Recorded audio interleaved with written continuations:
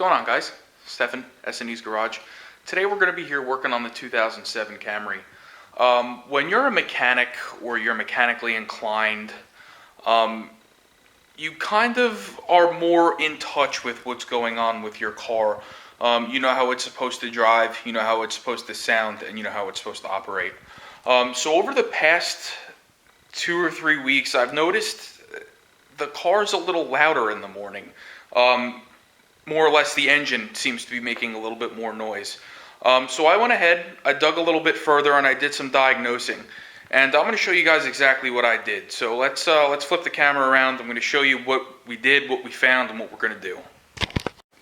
So what I found with this car is that the bearings in the alternator are on their way out. The alternator is still charging. Everything is still good there, but it is starting to make some noise.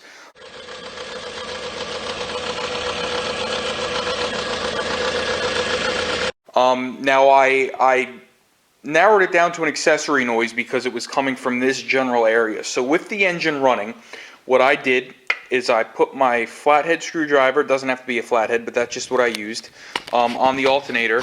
And then what I went ahead and did, like I said, with the engine running, is I did one of these. I put my ear up on it, and sure enough, you could hear those bearings in there screaming. So what we're going to do today is replace this alternator. I'm not going to be replacing the belt. I do have a superstition with that.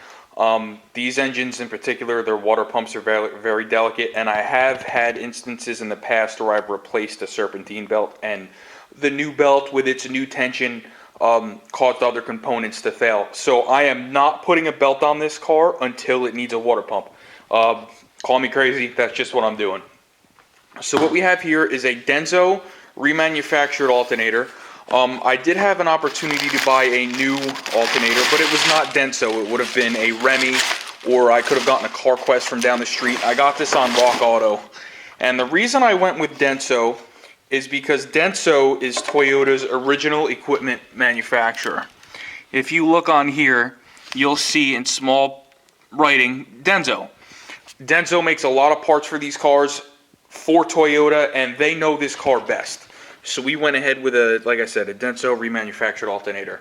So we're going to go ahead, we're going to go through the process of replacing an alternator on this car. So the first thing we're going to do, we're going to go ahead and we're going to disconnect the negative battery terminal. Anytime you're doing anything electrical, especially big things, alternator, starter, things like that, always disconnect the battery. Bad things can happen if you don't. So let's go ahead and I'm going to set you up on the tripod. We're going to disconnect the battery. To disconnect your battery, you don't have to do both terminals. I always just do the negative. That takes the battery out of the equation. We're just going to use a 10mm ratcheting wrench. We're going to go ahead and break this loose. Okay, just like that. Now we're going to slide it over. Make sure it's not going to be in a position where it can reconnect or recontact the battery. So we're done on this side of the car. We're going to go ahead over to the alternator. We're going to start making our connections and disconnections, if you will. Once we get everything disconnected, we're going to go ahead, detension the belt, slip the belt off of the alternator, pull it out. So very quickly, something that is worth mentioning, if you're replacing your alternator because it stopped charging your battery and your battery went dead, if you're not replacing your battery, you're definitely going to want to charge it because you don't want to shock that brand new alternator with a low battery. That can cause problems. So just for the sake of doing it, we have our battery charger hooked up. We're going to let this battery charge while while we're doing the process of replacing the alternator. The battery is still disconnected. We're just charging the battery by itself. It's not connected to the car. Alright, so the first thing we're going to do here is we're going to take our main power wire here off of the alternator that looks like it's going to be held in with a 10mm. We're going to pull our connector off of the alternator, and we're just going to route the harness away from it so it's out of the way. So let's go ahead and start that. Alright, so we're going to take our power wire. Okay, we're going to zip that off. Just a little 10mm nut. We're going to pull the wire out of the way. Like I said, this is why you want your battery disconnected, because if this were to arc on something and that battery was connected, you'd be welding with 12 volts, and you don't want to do that. So now we're going to go ahead and figure out how to unclip this guy. It releases right here. That comes off, and now we just basically have to route this harness It is clipped down here on the alternator too. There's a small little bracket right here with the harness connected to it. We just have to go ahead and unclip that. I'm going to get a little flat blade screwdriver. We're going to move it out of the way. Alright, so there was one little clip for the harness that was right here. We went ahead, we got that off. We got the one off down here. So now the alternator is disconnected. It's not plugged in. We can go ahead, figure out what size bolt our tensioner is, take the tension off the belt, slip it off the pulley, and then we can take our alternator bolts out. Alright guys, I just wanted to get this on camera. That nut right there that you see is a 19mm nut, and it's basically cast onto the tensioner arm. And that's what you're going to use to take the tension off the belt. So you're going to put your 19mm socket and ratchet on there, and you're going to pull towards the front of the car, and that's going to relieve the tension off the belt. I'm going to go ahead and get that on camera now. Alright, so we're going to put our socket right in here, get it on that nut. Alright, and we're going to pull forward. And like I said, that's going to take the tension off the belt, so we can go ahead and slip the belt off of the alternator.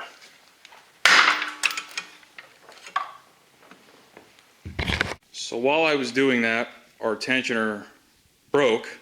So make sure that doesn't happen to you.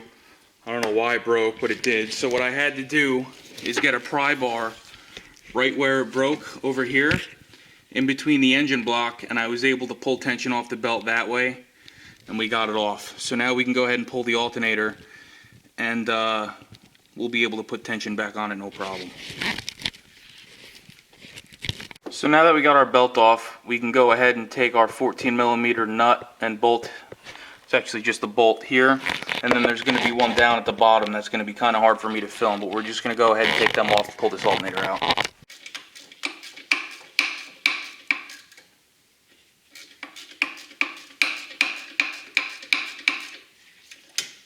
Why am I sitting here doing this? I have electric tools.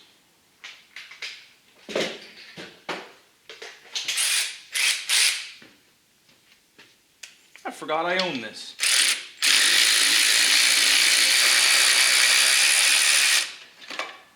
Alright. So go ahead, pull this out. We're going to go ahead and do the bottom one. Bottom nut is not a 14, it is a 12. So the top one's going to be a 14, the bottom's going to be a 12. Alright, alternator's out. Here we have the old one. We'll go ahead and spin it. You can hear the bearings in there making noise, whereas compared to the new one, whisper quiet. So we're going to go ahead and put this new one in. Alright guys, so we got our new alternator in. Now we're going to go ahead, release the tension on our tensioner again. If yours is not broken like mine is, you can just go ahead and use your 19mm socket and ratchet to do that. I'm going to go ahead and use the pry bar. What I did differently this time is I put it around the alternator first, because that's a little bit of a smaller, it's got a lip on it more or less. It's going to be harder to get the belt over that. So we're going to go ahead and slip the belt over the water pump once I tension that belt, or release the tension from the belt, and then we can go ahead and reconnect our alternator. Alright guys, belt's back on. You're just going to go ahead and check all your pulleys, make sure they're all still lined up. These are. Power steering, you just want to check back there, make sure all the ribs are on, everything's good. So now we can go ahead and make our connections at the alternator, fire it up. Alright, so we got our alternator all plugged in. There is one bracket here, it's a little 10mm that we're going to have to swap over from our old alternator. So let's go ahead and get that off now, swap it over.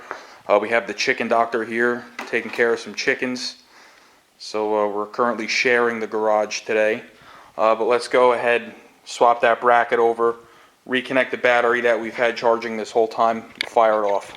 Alright guys, new alternator's in, everything's connected. We got our 10mm power wire connected, we got our 4-pin connector plugged in, transferred our bracket over, we reconnected our battery that is now fully charged if it wasn't. So let's go ahead, set you up on the tripod, see if this thing starts.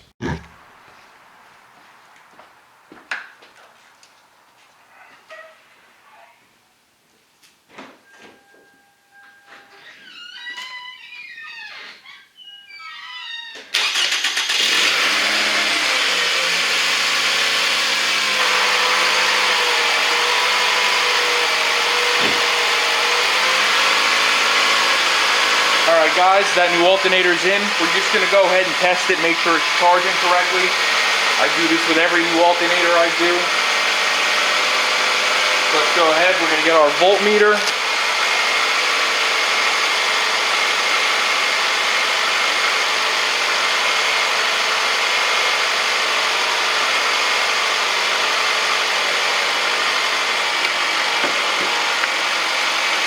We should see in the neighborhood of 14 volts or so.